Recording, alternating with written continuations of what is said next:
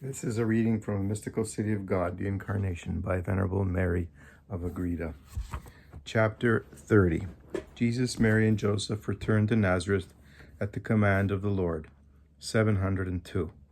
The child Jesus reached the end of his 7th year while in Egypt, which was also the term set by the eternal wisdom for his mysterious sojourn in that land. In order that the prophecies might be fulfilled, it was necessary that he return to Nazareth. This decree the Eternal Father intimated to his most holy Son on a certain day in the presence of his Holy Mother, and while she was with him in prayer. She saw it mirrored in his deified soul, and she saw how he submitted to it in obedience to the Father. Therein the great lady joined him, although they had already become better acquainted and habituated to their present abode than to their own native city of Nazareth. Neither the mother nor the son made known to Saint Joseph this new decree of heaven.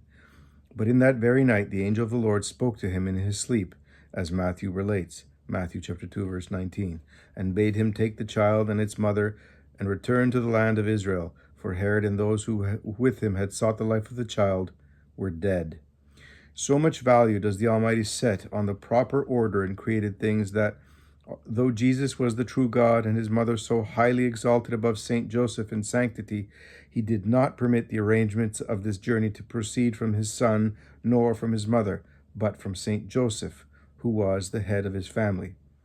God intended to teach all mortals that he wishes all things to be governed by the natural order set up by his providence, and that the inferiors and subjects of the mystical body of the Church, even though they may excel in virtue and in certain other respects, must obey and submit to their superiors and prelates in the visible order. 703.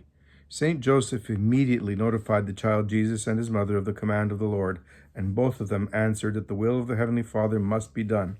Thereupon they resolved upon their journey without delay, immediately distributing among the poor the little furniture contained in their dwelling. This was done by the hands of the divine child, for the Heavenly Mother often consigned into his hands what she had destined as alms to the poor, knowing that the child, as the God of mercy, loved to exercise it with his own hands. Matthew chapter 25, verse 40. When she gave him these alms, the Most Holy Mother, falling on her knees, said, "Take, my Son and Lord, whatever thou desirest, in order to share it with the poor, our friends and brothers." The blessed dwelling, which had been sanctified and consecrated for 7 years by the presence of the high priest Jesus, was left in the possession of certain of the most devout and pious persons in Heliopolis. Their virtue and holiness had gained them a favor which they could not now fully estimate, although on account of what they had seen and experienced, they counted themselves indeed fortunate to occupy the same house in which these strangers had lived for 7 years. This affectionate devotion was rewarded by abundant light and grace for their eternal salvation. 704. They departed for Palestine in the company of angels, as on their way thence. The great queen sat on their ass with the divine child on her lap, and Saint Joseph walked afoot, closely following the son and mother. On account of the loss of such great benefactors, their acquaintances and friends were very sorrowful at the news of their departure.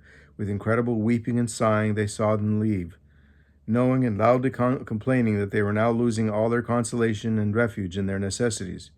If the divine power had not interfered, the Holy Family would have found great difficulty in leaving Heliopolis, for its inhabitants began to feel the night of their miseries secretly setting upon their hearts at the parting of the sun, which had dispersed and brightened its darkness.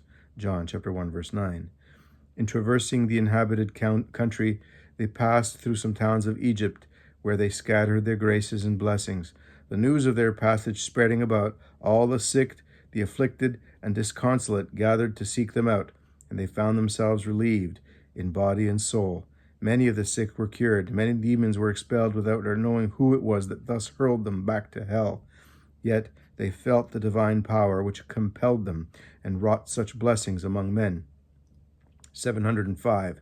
I will not tarry to relate the particular events of this journey of the child Jesus and his most blessed mother out of Egypt, for it is not necessary, nor could it be done without extending this history too much. It will suffice to say that all who came to them with greater or less devotion left their presence enlightened with truth, assisted by grace, and wounded with the love of God. They felt a secret force which urged and compelled them to the pursuit of virtue, and while withdrawing them from the paths of death, showed them the way of eternal life. They came to the Son, drawn to him by the Father, and they turned to the Father, sent there by the divine light of Christ's truth, which enkindled their souls with the knowledge of the true God. John chapter 6, verse 44. Nevertheless, he concealed himself, since it was not yet time to reveal himself openly. But the fire which he had come to enkindle and spread in this world secretly and incessantly produced its divine effects among men. 706. Having thus fulfilled the mysteries decreed by the divine will, and issuing from the inhabited regions of this country, which they had signalized by their miracles, our heavenly pilgrims entered the desert through which they had come. In it they again suffered labors and difficulties similar to those of their flight from Palestine, for the Lord continued to permit hardships and tribulation in order to afford them occasion of merit and provide a proper relief. He administered to these necessities by the hands of the angels, as in the first journey, or sometimes the child Jesus himself commanded them to provide sustenance. Very often St. Joseph, in order that he might become more sensible of the divine favor, was permitted to hear these commands, and saw how these spirits obeyed and readily procured what was wanted. This greatly encouraged and consoled the Holy Patriarch in his sorrow and anxiety for the King and Queen of Heaven. At other times the divine child made use of his omnipotence and created all that was necessary to supply their wants out of a crumb of bread. The rest of the journey was similar to the journey described before in the chapter, the 22nd. Therefore I do not think it necessary to repeat the description.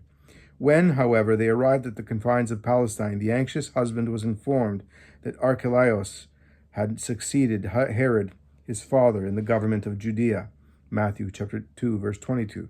Fearing that with the sovereignty he had inherited also his cruelty, St. Joseph turned from his route without going to Jerusalem or entering Judea, and passed through the land of the tribe of Dan and Issachar below Galilee, following the coast of the Mediterranean Sea, and passing Jerusalem to his right. They reached Nazareth, their home, for the child was to be called a Nazarene. They found their former humble house in charge of the devout cousin of St. Joseph, who, as I have mentioned in the 12th chapter of the third book, had offered to serve him while our queen was absent in the house of Elizabeth. Before they had left Judea for Egypt, St. Joseph had written to this woman, asking her to take care of the house and what it contained. They found it all in good condition, and his cousin received them with great joy on account of her love for the great queen, though at the same time she did not know of her dignity. The heavenly lady entered with her son and St. Joseph, and immediately she prostrated herself in adoration of the Lord and in thanksgiving for having led them safe from the cruelty of Herod to this retreat, and preserved them in the dangers of their banishment and their long and arduous journeys. Above all did she render thanks for having returned in company with her son, now grown both in years and in grace and virtue. Luke chapter 2, verse 40. 708. Taking counsel with her divine child, she proceeded to set up a rule of life and regulate her pious practices. Not that she had failed to observe a rule of life on her journey, for the most prudent lady, in imitation of her son, had always observed the most perfect order according to circumstances. But being now peacefully settled in her home, she wished to include many exercises which on the journey were impossible. Her greatest solicitude was always to cooperate with her most holy Son for the salvation of souls, which was the work most urgently enjoined upon her by the Eternal Father. Toward this most high end, our Queen directed all her practices in union with the Redeemer, and this was their constant occupation, as we shall see in the course of this second part. The holy Joseph also ordered his occupations and his work so as most worthily to earn sustenance for the divine child and his mother, as well as for himself. That which in the other sons of Adam is considered a punishment and a hardship was to this holy patriarch a great happiness. For while others were condemned to sustain their natural life by the labor of their hands in the sweat of their brows, St. Joseph was blessed and consoled beyond measure to know that he had been chosen by his labor and sweat to support God himself and his mother, to whom belonged heaven and earth and all that they contain. Esther chapter 13, verse 10. 709. The Queen of the Angels herself undertook to pay the debt of gratitude due to Saint Joseph for his labors and solicitude. Accordingly, she provided his meals and attended to his comforts with incredible care and most loving gratitude. She was obedient to him in all things and humbled herself before him, as if she were his handmaid and not his spouse, or, what is more, not the mother of the Creator and Lord of all. She accounted herself unworthy of existence and of being suffered to walk upon the earth, for she thought it just that she should be in want of all things, in the consciousness of having been created out of nothing, and therefore unable to make any return for either this benefit or, according to her estimation, for any of the others.